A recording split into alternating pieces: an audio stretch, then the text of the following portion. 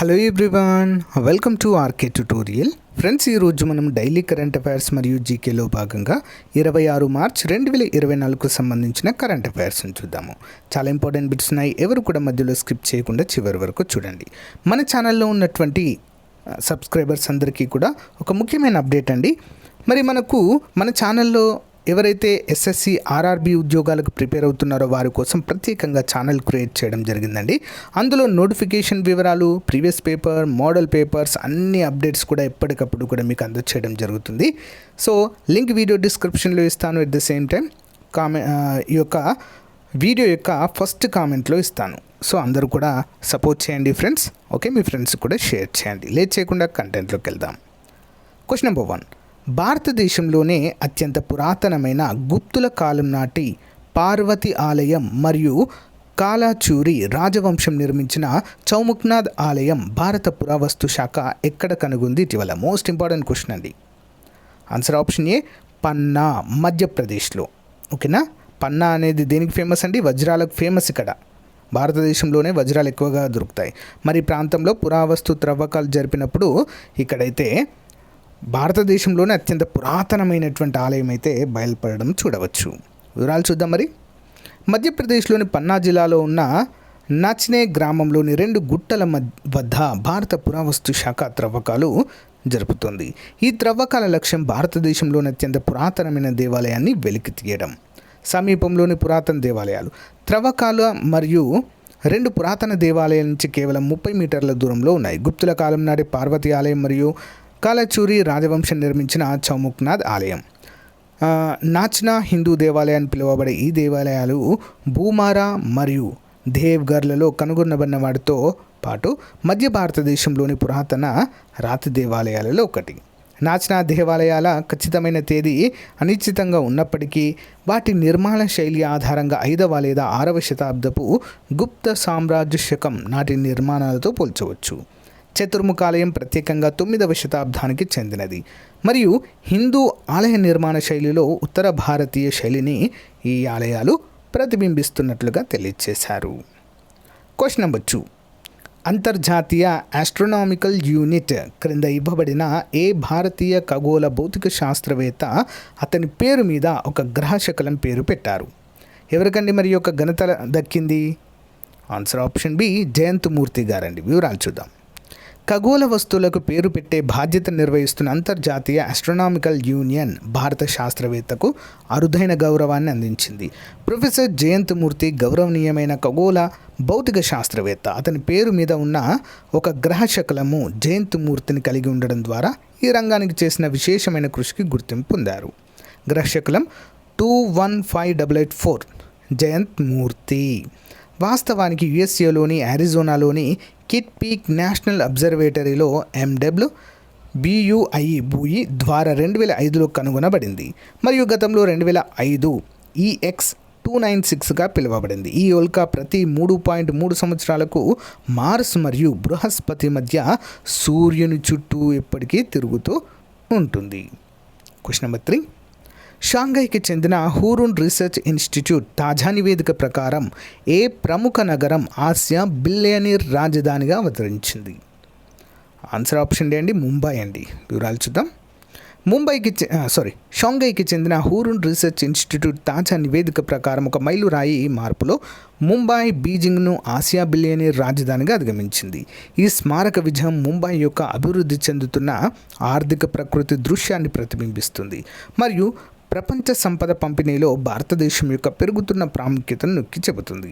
హూరున్ research institute నివేదిక కీలక ఫలితాలు. మరి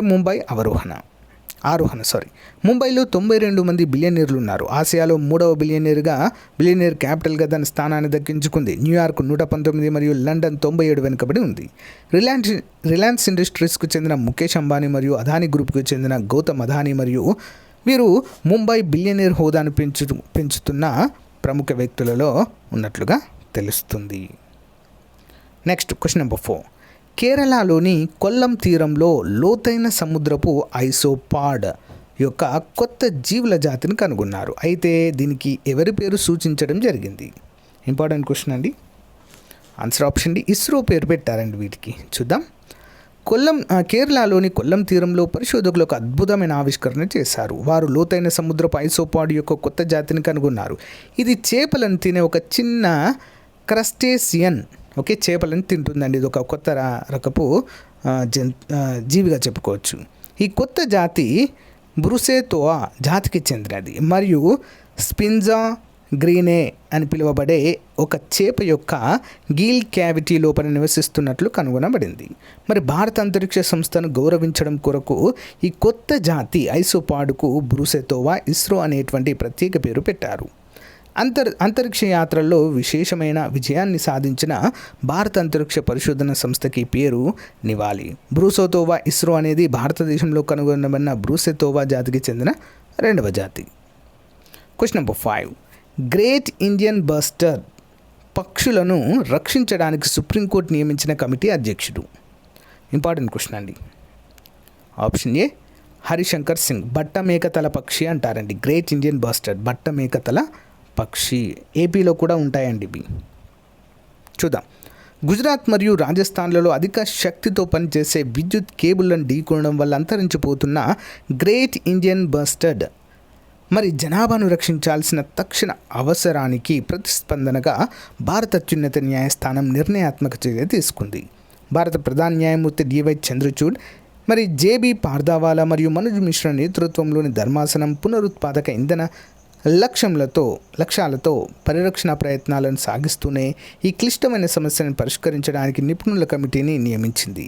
గ్రేట్ ఇండియన్ బస్టర్డ్ సంరక్షణ కోసం సుప్రీంకోర్టు నిపుణుల కమిటీని నియమించింది. కమిటీలో director wild life in green India Dehradun Harishankar Singh గారు, సభ్యులు వన్యప్రాణుల జాతీయ బోర్డు నిరంజన్ కుమార్ వాసు, మాజీ principal chief conservator of forest B Mujumdar, మాజీ చీఫ్ వైల్డ్ లైఫ్ వార్డెన్ మరియు principal of chief conservation of forest Maharashtra మరియు Devesh Gadhavi, deputy the Corbett Foundation director ఇతరులు ఇందులో ఉన్నారు.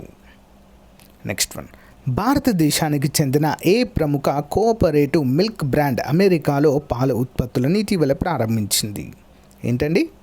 Option B Amul. ఒక ముఖ్యమైన చర్యలో ఐకానిక్ అమూల్ బ్రాండ్ వెనుక ఉన్న సంస్థ Gujarat cooperative milk marketing foundation మొదటిసారిగా యునైటెడ్ స్టేట్స్లో తాజా పాల ఉత్పత్తులను ప్రారంభించనుంది. ఈ విస్తరణ బ్రాండ్కు ఒక ప్రధాన మైలురాయిని సూచిస్తుంది, ఎందుకంటే ఇది యుఎస్లోని భారతీయ డయాస్పోరా మరియు ఆసియా జనాభాను తీర్చడం లక్ష్యంగా పెట్టుకుంది. మరి ప్రపంచ అభిరుచులకు క్యాటరింగ్ ఒక వారంలో జీసీఎంఎంఎఫ్ యుఎస్ మార్కెట్లో 4 రకాల తాజా పాలను పరిచయం చేస్తుంది. పాల సేకరణ మరియు ప్రాసెసింగ్ను ఎంఎంపీఏ నిర్వహిస్తుంది. అయితే జీసీఎంఎంఎఫ్ అమలు తాజా పాల యొక్క మార్కెటింగ్ మరియు బ్రాండింగ్కు బాధ్యత వహిస్తుంది. ఇంపార్టెంట్. Question number 7. భారత ఎన్నికల సంఘం ఇటీవల వయోవృద్ధులకు మరియు దివ్యాంగుల కొరకు ప్రారంభించిన నూతన అప్లికేషన్ పేరు ఏంటండి? ఆప్షన్ సి సాక్షి. ఎన్నికల ప్రక్రియలో యాక్సెసిబిలిటీ మరియు ఇంక్లూజివిటీని నిర్ధారించడానికి ఒక దృఢమైన ప్రయత్నంలో ఎన్నికల సంఘము సాక్షి మ్యాప్ను ప్రవేశపెట్టింది. ఈ చొరవ 85 సంవత్సరాల కంటే ఎక్కువ వయసు ఉన్న ఓటర్లు మరియు 40% బెంచ్ మార్క్ వైకల్యం ఉన్న వికలాంగుల అవసరాలను తీర్చడం లక్ష్యంగా పెట్టుకుంది. తద్వారా వారు ఇళ్లలో కూర్చొని ఓటు వేయడానికి వీలు ఉంటుంది. కీలకంగా అమలు చేయన చర్యలు: అర్హత కలిగిన పౌరులకు ఇంటి నుండే ఓటింగ్ ఉంటుంది. 85 మరియు అంతకంటే ఎక్కువ వయసు గల ఓటర్లు దీన్ని ఉపయోగించుకోవచ్చు. 40% బెంచ్ మార్క్ ఉన్నటువంటి వారు అంటే పిహెచ్ అభ్యర్థులు అయితే దీన్ని ఉపయోగించుకోవచ్చు, ఫిజికల్లీ హ్యాండిక్యాప్డ్ వారు. ఓకే. Next one. T20 ఫార్మాట్లో 12,000 పరుగులు చేసిన తొలి భారత క్రికెటర్గా ఇటీవల రికార్డు నమోదు చేసిన భారత క్రీడాకారుడు ఎవరండి? విరాట్ కోహ్లీ, కింగ్ కోహ్లీ. T20 ఫార్మాట్లో 12,000 పరుగులు చేసిన తొలి భారతీయ క్రికెటర్గా భారత క్రికెట్ కెప్టెన్ విరాట్ కోహ్లీ చరిత్రలో తన పేరును లిఖించుకున్నాడు. ఎంఏ చిదంబరం స్టేడియంలో చెన్నై సూపర్ కింగ్స్ మరియు రాయల్ ఛాలెంజర్స్ బెంగళూరు మధ్య 2024 ఇండియన్ ప్రీమియర్ లీగ్ ప్రారంభ మ్యాచ్లో కోహ్లీ ఈ అద్భుతమైన ఫీట్ను సాధించారు. Question number 9. జాతీయ సీనియర్ మహిళల హాకీ ఛాంపియన్షిప్ 2024 విజేతగా నిలిచిన రాష్ట్రం ఎవరండి? హర్యానా. జాతీయ సీనియర్ మహిళల హాకీ ఛాంపియన్షిప్ హర్యానా సొంతం చేసుకుంది. మరి 14 hockey India senior women national championship 2024 champions hockey India. మార్చి 23వ తేదీన జరిగిన ఫైనల్లో షూటౌట్ ద్వారా హర్యానా 3-0తో ఆతిథ్య మహారాష్ట్రను ఓడించింది. నిర్ణీత సమయంలో ఇరు జట్లు 1-1 గోల్స్తో సమంగా నిలిచాయి. Important. Next one.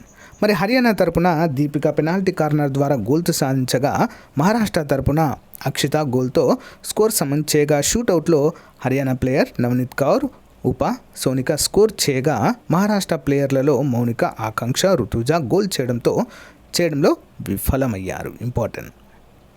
Question number 10. Inter parliamentary union IPU 148వ సమావేశం ఇటీవల ఏ దేశంలో నిర్వహించారు? ఆప్షన్స్ అండి. స్విట్జర్లాండ్. అంతర్జాతీయ వేదికగా భారత్ను తప్పుపట్టాలని ప్రయత్నించిన పాకిస్తాన్కు మరోసారి భంగపాటు తప్పలేదు. ప్రజాస్వామ్యం, మానవ హక్కులపై హితోపదేశాలు ఇచ్చిన దాయాదిని భారత్ ఎండగట్టింది. తమకు ఉపన్యాసాలు ఇచ్చే పని మానుకుని సీమాంతర ఉగ్రవాదానికి పాల్పడుతున్న ముష్కర్ ముఠా కర్మాగారాలను మూసివేయడంపై దృష్టి పెట్టాలని గట్టిగా బుద్ధి చెప్పింది. స్విట్జర్లాండ్లోని జెనీవా వేదికగా ఇంటర్ పార్లమెంటరీ యూనియన్ 148వ సమావేశం జరిగింది. మరి ఈ సందర్భంగా పాకిస్తాన్ ప్రతినిధి మాట్లాడుతూ జమ్మూ కాశ్మీర్, లద్దాఖ్లో మానవ హక్కుల ఉల్లంఘన జరుగుతుందని ఆరోపించారు. మరి ఈ సమావేశం భారత తరపున పాల్గొన్న Rajya Sabha deputy chairman Harivansh Narayan Singh right to reply అవకాశం క్రింద స్పందిస్తూ పాక్పై తీవ్ర స్థాయిలో మండిపడడం అయితే చూడవచ్చు. Question number 11. భారత వైద్య పరిశోధన మండలి తాజా అధ్యయనం ప్రకారం భారతదేశంలో అత్యధిక రొమ్ము క్యాన్సర్ కేసులు ఏ రాష్ట్రంలో నమోదవుతున్నట్లు ప్రకటించింది? Option B Tamil Nadu. మిగతా రాష్ట్రాలతో పోలిస్తే తమిళనాడు, తెలంగాణ, కర్ణాటక, ఢిల్లీలలో రొమ్ము క్యాన్సర్ కేసులు ఎక్కువగా నమోదవుతున్నాయని భారత వైద్య పరిశోధన మండలి ICMR తాజా అధ్యయనంలో వెల్లడైంది. 2025 నాటికి సంఖ్య మరింత పెరగవచ్చని అంచనా వేస్తున్నారు. 2012-2016 మధ్య ఈ అధ్యయనం జరిగింది. మరి పట్టణ ప్రాంతాలతో పోలిస్తే గ్రామీణ ప్రాంతాలలో రొమ్ము క్యాన్సర్ బాధితుల సంఖ్య తక్కువగా ఉన్నది. పట్టణ ప్రాంతాల్లో కూర్చొని చేసే పనులు పెరగడం, స్థూలకాయం, ఆలస్యంగా వివాహాలు, శిశు మరణాలు, తక్కువగా పిల్లలకు పాలు ఇవ్వడం తదితర కారణాల వల్ల రొమ్ము క్యాన్సర్ కేసులు పెరుగుతున్నట్లుగా గుర్తించారు. తక్కువ ఆదాయ వర్గాలకు చెందిన మహిళలకు ఆరోగ్య అవగాహన తక్కువగా ఉంటుందని కూడా ఇక్కడ పేర్కొన్నారు. Next one. లంగ్ వ్యాక్స్ పేరుతో ఇటీవల ప్రపంచంలోనే మొదటిసారిగా ఊపిరితిత్తుల క్యాన్సర్కు వ్యాక్సిన్ కనుగొన్న దేశం? ఆన్సర్ ఆప్షన్ ఏ అండి. ఏం దేశం అండి? బ్రిటన్ అండి. Important question. వివరాలు చూద్దాము. ఊపిరితిత్తుల క్యాన్సర్కు ప్రపంచంలోనే మొదటిసారిగా బ్రిటన్కు చెందిన పరిశోధకుల బృందము వ్యాక్సిన్ కనుగొంది. ఆక్స్ఫర్డ్ యూనివర్సిటీ, లండన్ యూనివర్సిటీకి చెందిన ఫ్రాన్సిస్ క్రిక్ ఇన్స్టిట్యూట్ పరిశోధకులు సంయుక్తంగా ఓ వ్యాక్సిన్ కనుగొని క్యాన్సర్ విషయంలో ఓ గ్రేట్ రిలీఫ్ ఇచ్చే గుడ్ న్యూస్ చెప్పారు. లంగ్ వ్యాక్స్గా పిలిచే ఈ వ్యాక్సిన్ గతంలో ఆక్స్ఫర్డ్ ఆస్ట్రాజెనికా కోవిడ్ వ్యాక్సిన్ను పోలి ఉంది. దీని ప్రస్తుతము లంగ్ వ్యాక్స్ క్లినికల్ ట్రయల్స్లో ఉన్నట్లుగా తెలుస్తుంది. Next one. Additional questions. Dachigam national park ఇటీవల వార్తల్లో కనిపించింది. మరి ఏ రాష్ట్రంలో లేదా యూనియన్ టెరిటరీలో ఉంది? ఎక్కడండి? జమ్మూ కాశ్మీర్. నెక్స్ట్. గులాల్ గోబా ఇటీవల వార్తల్లో కనిపించింది. ఏ నగరం యొక్క సాంప్రదాయ పండుగ? గులాల్ గోటా. ఎక్కడండి? ఆప్షన్ ఏ జైపూర్ అండి, రాజస్థాన్. భారతదేశం మరియు మౌరిటానియా మధ్య మొదటి విదేశాంగ కార్యాలయ సంప్రదింపులు ఎక్కడ నిర్వహించబడ్డాయి? Option C Nouakchott. ఆస్ట్రేలియా యొక్క SSN AUKUS సబ్మెరైన్లను నిర్మించడానికి క్రింది దేశాలలో ఏ దేశం ఇటీవల కొత్త ఒప్పందంపై సంతకం చేసింది? ఆప్షన్ బి అండి US మరియు UK మరియు ఆస్ట్రేలియా. పంది నుండి జీవించున్న మానవుడికి జన్యుపరంగా మార్పు చెందిన కిడ్నీని మొదటిసారిగా మార్పిడి చేసిన దేశం? America, US. హైతి నుండి భారతీయ పౌరులను తరలించడానికి భారతదేశం ఇటీవల ప్రారంభించిన ఆపరేషన్ ఏంటండి? ఆపరేషన్ ఇంద్రావతి. ఇటీవల డిస్పోజబుల్ సిగరెట్లు లేదా వేప్లపై నిషేధాన్ని ప్రకటించిన దేశం ఏంటి దేశం అండి? New Zealand. Order of the Druk Gyalpo award ఇటీవల వార్తల్లో కనిపించింది. ఇది ఏ దేశానికి చెందిన అత్యున్నత పౌర పురస్కారం? Option A Bhutan. IMT trilateral exercise ఇటీవల వార్తల్లో ఉంది. అయితే ఈ క్రింది దేశాల్లో ఏ దేశం మధ్య నిర్వహించబడింది? ఏ దేశాల మధ్య అంటే ట్రై అంటే 3 అండి, అంటే 3 దేశాల మధ్య అనుకోవాలి. భారతదేశం, మొజాంబిక్ మరియు టాంజానియా. Next one. ఇటీవల IT రూల్స్ 2021 క్రింద PIB యొక్క ఫ్యాక్ట్ చెక్ యూనిట్కి ఏ మంత్రిత్వ శాఖ నోటిఫై చేసింది? ఆన్సర్ ఆప్షన్ సి ఎలక్ట్రానిక్స్ మరియు ఇన్ఫర్మేషన్ టెక్నాలజీ మంత్రిత్వ శాఖ. డైలీ జీకే క్వశ్చన్ సిరీస్ అండి. అన్నిటికంటే తేలికైన లోహం క్రింది వాటిలో ఏది? అన్నిటికంటే కూడా తేలికైనటువంటి మెటల్ లేదా లోహము ఏంటండి? Option B lithium. ఓకేనా, లిథియం. అత్యంత కఠినమైన లోహం క్రింది వాటిలో ఏది? Option C tungsten. అత్యంత మృదువైన లోహం క్రింది వాటిలో ఏది? ఆప్షన్ సి అండి సీసం. బంగారానికి సంబంధించి సరైన వాక్యము. ఆన్సర్ వచ్చేసి ఆప్షన్ డి అండి. 1 2 3 3 సరైనవే. రేకులుగా సాగే గుణము అత్యధికంగా ఉంటుంది. గీతలు దీనిపై పడవు. గట్టిదనము ఎక్కువగా ఉంటుంది. Next one. అత్యంత విద్యుద్వాహకత కలిగిన లోహం ఏంటండి? వెండి అత్యధికంగా విద్యుద్వాహకతను కలిగి ఉంటుంది. సిల్వర్ పెయింట్లో ఉండే లోహం ఏంటి? సిల్వర్ పెయింట్లో ఏముంటుందండి? అల్యూమినియం. భూమి పొరల్లో అత్యధికంగా లభించే లోహం ఏది? ఆప్షన్ ఏ అండి అల్యూమినియం. అల్యూమినియం యొక్క ముఖ్య ఖనిజం ఏంటండి? బాక్సైట్. Option C. నిశ్చితము. ఏ థర్మామీటర్లో పాదరస లోహాన్ని ఉపయోగిస్తారు. కారణం పాదరసానికి ఒకే రకంగా వ్యాపించే గుణం ఉంది. ఆన్సర్ ఆప్షన్ ఏ మరియు ఆర్ రెండు సరైనవి. ఏ అనేది ఆర్కు సరైన వివరణ. రెండు సరైనవే. నెక్స్ట్, విరేచనాధికారిగా ఉపయోగించే ఎప్సమ్ లవణం ఏమి ఉపయోగిస్తారండి? Magnesium sulphite. సో గాయస్, ఇది ఈ రోజుకు సంబంధించిన మోస్ట్ ఇంపార్టెంట్ కరెంట్ అఫైర్స్. మీకు నచ్చితే లైక్ చేయండి, తప్పకుండా మన ఛానల్ ఫాలో అవ్వండి. సో గాయస్, మన కొత్త ఛానల్ లింక్ వీడియో డిస్క్రిప్షన్లో ఉంటుంది, ఫస్ట్ కామెంట్లో కూడా ఉంటుంది. సో తప్పకుండా జాయిన్ అవ్వండి. ఎవరైతే ఆర్ఆర్బీ ఎస్ఎస్సి ఉద్యోగాలకు ప్రిపేర్ అవుతున్న వారు మాత్రమే జాయిన్ అవ్వండి friends. Okay, thank you guys. Thank you for your time. Have a nice day. Bye. Hey guys, మన ఆర్కే ట్యుటోరియల్ యాప్లో కోర్స్ పర్చేజ్ చేసే విధానము కొంతవరకు చేంజ్ కావడం అయితే జరిగిందండి. సో దాన్ని దృష్టిలో ఉంచుకొని చాలామంది అభ్యర్థులు అడుగుతున్నారు. మీ డౌట్స్కి క్లారిఫికేషన్ అయితే వస్తుందండి. సో మన యాప్లో తెలంగాణ, ఆంధ్రప్రదేశ్, సెంట్రల్ ఉద్యోగాలకు సంబంధించి అన్ని కోర్సెస్ అందుబాటులో ఉన్నాయండి. సో చాలా తక్కువ కాస్ట్లో అందుబాటులో ఉన్నాయి. సో యాప్ ఓపెన్ చేయగానే స్టోర్ ఆప్షన్ వస్తుందండి. స్టోర్ పైన క్లిక్ చేయగానే మీకు అన్ని కోర్సెస్ వస్తాయి. ఫర్ ఎగ్జాంపుల్ మెంటల్ ఎబిలిటీ కొనాలనుకుంటున్నారనుకోండి, దానిపైన క్లిక్ చేయండి. క్లిక్ చేయగానే మీకు ఇక్కడ ఐ ఆమ్ ఇంట్రెస్టెడ్ అని కనిపిస్తుందండి. దీనిపైన క్లిక్ చేయండి.